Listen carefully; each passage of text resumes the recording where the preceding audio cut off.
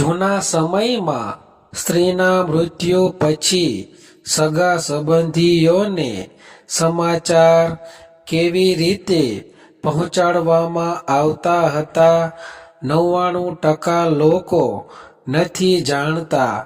શું તમે ક્યારેય વિચાર્યું છે કે આજે તો મોબાઈલ અને સોશિયલ મીડિયાના કારણે કોઈના મૃત્યુના સમાચાર સેકન્ડોમાં ફેલાઈ જાય છે, પરંતુ પહેલાંના સમયમાં જ્યારે ફોન પણ નહોતા ત્યારે કોઈ સ્ત્રીનું મૃત્યુ થાય તો સગા સંબંધીઓને સમાચાર કેવી રીતે પહોંચાડવામાં આવતા હતા? શું ખરેખર આપણા પૂર્વજોએ તેના માટે ખાસ નિયમો બનાવ્યા હતા? શું દરેક વ્યક્તિને એક સરખી રીતે સમાચાર આપવામાં આવતા હતા કે પછી તેના પાછળ પણ ધર્મ, સંસ્કાર અને સમાજ સાથે જોડાયેલા કેટલાક વિશેષ નિયમો હતા? આજે ઘણા લોકોને આ વાત સામાન્ય લાગશે, પરંતુ વર્ષો પહેલા મૃત્યુના સમાચાર આપવાની પણ એક પરંપરા હતી. કોને પહેલા જાણ કરવી, કોને પછી બોલાવવું, કોણ જાતે જઈને સમાચાર આપશે અને કયા શબ્દોમાં આ દુઃખદ સમાચાર કહેવાના, આ બધી બાબતોનું ખૂબ ધ્યાન રાખવામાં આવતું હતું. કહેવાય છે કે મૃત્યુના સમાચાર ક્યારેય ઉતાવળમાં કે ગભરાહટ ફેલાવે તેવી રીતે આપવામાં આવતા નહોતા. પહેલા પરિવારના મોટા સભ્યોને જાણ કરવામાં આવતી, ત્યારબાદ નજીકના સગાઓને શાંતિપૂર્વક સમાચાર આપવામાં આવતા. તેનું કારણ માત્ર એક જ હતું, દુઃખ સાથે સંવેદના પણ પહોંચે. પરંતુ શું શાસ્ત્રોમાં ખરેખર આવા નિયમો લખાયેલા છે કે પછી આ માત્ર સમાજમાં ચાલતી જૂની પરંપરાઓ હતી? અને જો મૃત્યુ કોઈ સ્ત્રીનું હોય તો શું તેના માટે અલગ રીત અપનાવવામાં આવતી હતી? આજના વિડીયોમાં આપણે જાણીશું કે જૂના સમયમાં સ્ત્રીના મૃત્યુ પછી સગા સંબંધીઓને સમાચાર કેવી રીતે મોકલવામાં આવતા હતા, તેના પાછળનું કારણ શું હતું અને આ પરંપરા આપણને શું શીખવે છે. પરંતુ અંતમાં હું તમને એક એવી વાત જણાવીશ જે આજના સમયમાં લગભગ ભૂલાઈ ગઈ છે. જો દરેક પરિવાર ફરીથી તેને અપનાવે તો દુઃખની ઘડીમાં પણ સંબંધોમાં વધુ પ્રેમ, સન્માન અને એકતા જોવા મળશે. તેથી મિત્રો, આ વિડીયો અંત સુધી જરૂર જોતા રહેજો, કારણ કે આજે તમે માત્ર એક જૂની પરંપરા નહીં, પરંતુ આપણા સંસ્કારોનું એક અનમોલ સત્ય જાણવા જઈ રહ્યા છો. મૃત્યુ જીવનનું સૌથી મોટું અને અચૂક સત્ય છે, પરંતુ જ્યારે ઘરમાં કોઈ સ્ત્રીનું અવસાન થાય છે ત્યારે માત્ર પરિવાર જ નહીં, પરંતુ આખો સમાજ દુઃખમાં ડૂબી જાય છે. આજના સમયમાં તો એક ફોન કોલ, એક મેસેજ અથવા સોશિયલ મીડિયા દ્વારા થોડા જ મિનિટોમાં સમાચાર દરેક સુધી પહોંચી જાય છે. પરંતુ શું તમે ક્યારેય વિચાર્યું છે કે વર્ષો પહેલા જ્યારે મોબાઈલ કે ટેલિફોન નહોતા ત્યારે આવા દુઃખદ સમાચાર સગા સંબંધીઓ સુધી કેવી રીતે પહોંચાડવામાં આવતા હતા? આપણા પૂર્વજોએ માત્ર અંતિમ સંસ્કાર માટે જ નહીં પરંતુ મૃત્યુના સમાચાર આપવાની રીત માટે પણ કેટલીક પરંપરાઓ બનાવી હતી. આ પરંપરાનો હેતુ માત્ર માહિતી પહોંચાડવાનો નહોતો, પરંતુ દુઃખની ઘડીમાં પરિવારનો આદર, સંવેદના અને સંબંધોની મર્યાદા જાળવવાનો હતો. જૂના સમયમાં સૌથી નજીકના સગાઓને સમાચાર આપવા માટે પરિવારનો વિશ્વાસપાત્ર વ્યક્તિ જાતે જ તેમના ઘરે જતો હતો, કારણ કે આવી દુઃખદ વાત ફોન કે પત્ર દ્વારા નહીં પરંતુ રૂબરૂ અને શાંતિથી કહેવી વધુ યોગ્ય માનવામાં આવતું હતું કે અચાનક અને કઠોર રીતે સમાચાર આપવાથી સામેવાળી વ્યક્તિને ભારે માનસિક આઘાત લાગી શકે છે. કેટલાક પ્રદેશોમાં પહેલા પરિવારના મોટા સભ્યોને જાણ કરવામાં આવતી, ત્યારબાદ અન્ય સગાઓને સમાચાર પહોંચાડવામાં આવતા. આ રીતે આખી પ્રક્રિયામાં શાંતિ, ધીરજ અને સંસ્કારનું વિશેષ ધ્યાન રાખવામાં આવતું હતું. મૃત્યુના સમાચાર આપતી વખતે પણ અવાજ, શબ્દો અને વર્તન ખૂબ જ સંયમપૂર્વક રાખવામાં આવતું હતું. પરંતુ અહીં એક મહત્વની વાત સમજવી જરૂરી છે. હિન્દુ ધર્મના મુખ્ય શાસ્ત્રોમાં એવું કોઈ સર્વમાન્ય નિયમ નથી કે સ્ત્રીના મૃત્યુ માટે સમાચાર આપવાની અલગ રીત હોય. મોટા ભાગે આ રીતો સ્થાનિક પરંપરા, સમાજ અને પરિવારની માન્યતાઓ પ્રમાણે બદલાતી હતી. એટલે અલગ-અલગ પ્રદેશોમાં અલગ રીતો જોવા મળતી હતી.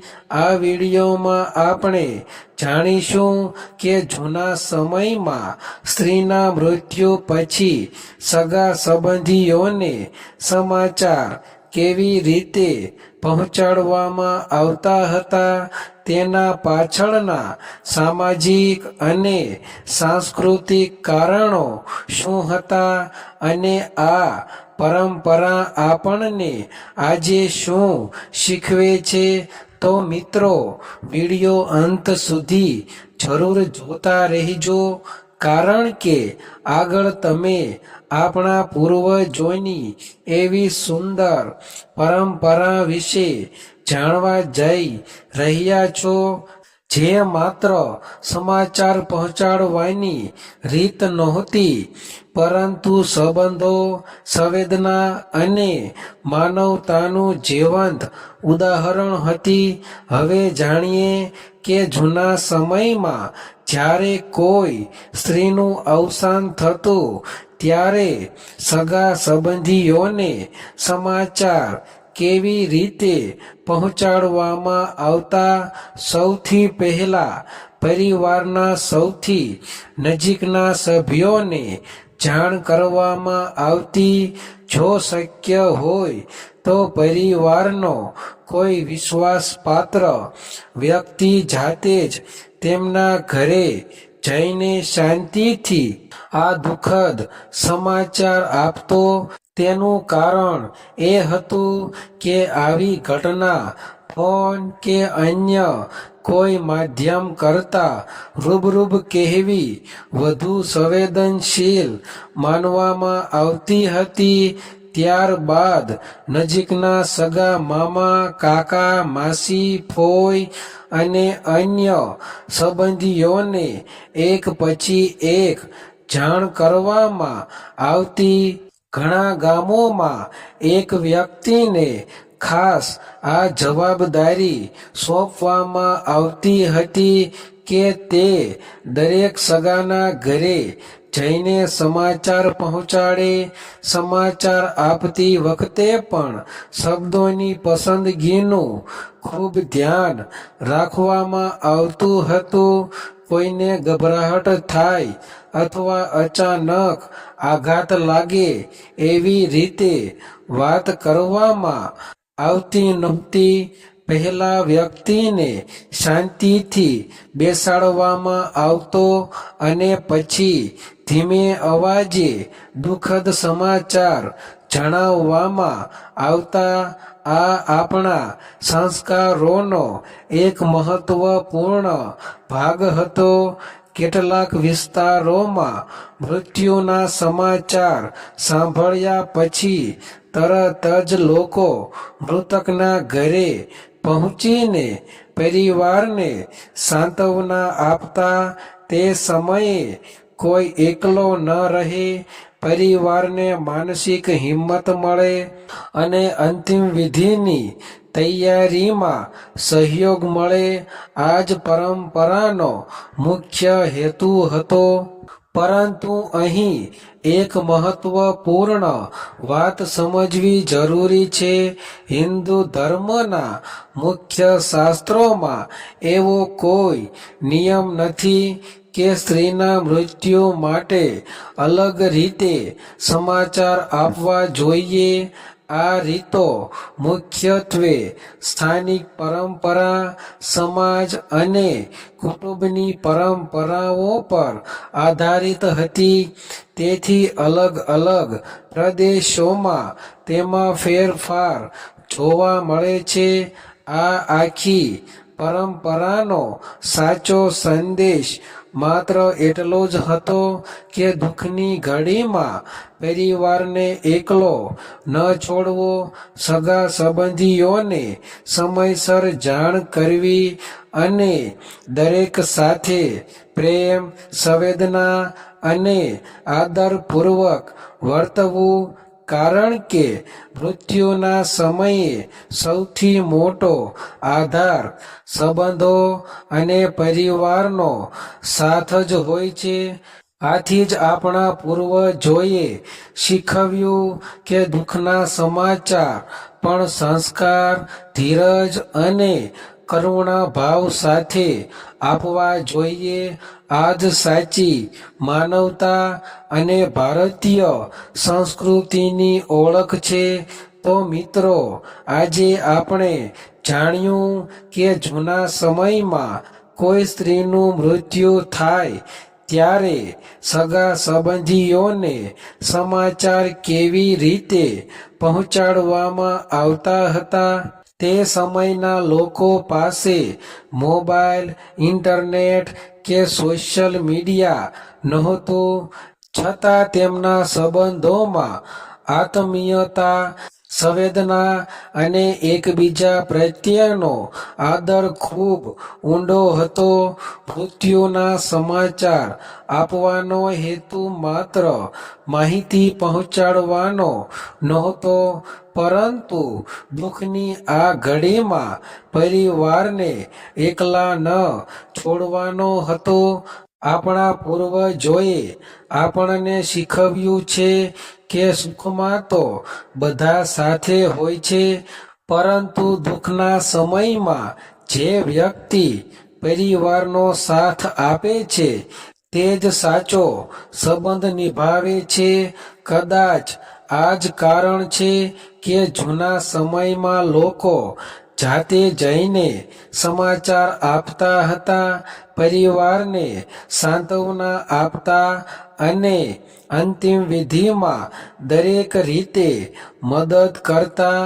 આજે ટેકનોલોજીના યુગમાં સમાચાર પહોંચાડવા સરળ બની ગયા છે, પરંતુ સંબંધોમાં પ્રેમ, કરુણા અને માનવતા જાળવવી પણ એટલી જ જરૂરી છે. કોઈ પણ દુઃખદ સમાચાર આપતી વખતે હંમેશા સંવેદનશીલ ભાષા અને શાંત સ્વભાવ રાખવો જોઈએ. આજ આપણા ભારતીય સંસ્કારોની સાચી ઓળખ છે. જો તમને આજનો આ વિડિયો પસંદ આવ્યો હોય અને તમને કંઈક નવું જાણવા મળ્યું હોય તો આ વિડિયોને લાઈક જરૂર કરજો.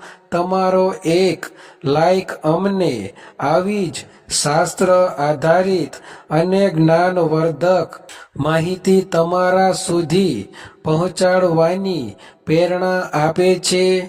આ વિડિયો તમારા પરિવાર, મિત્રો અને સગા સંબંધીઓ સાથે શેર પણ જરૂર કરજો, જેથી તેઓ પણ આપણા જૂના સંસ્કારો અને પરંપરાઓ વિશે સાચી માહિતી જાણી શકે.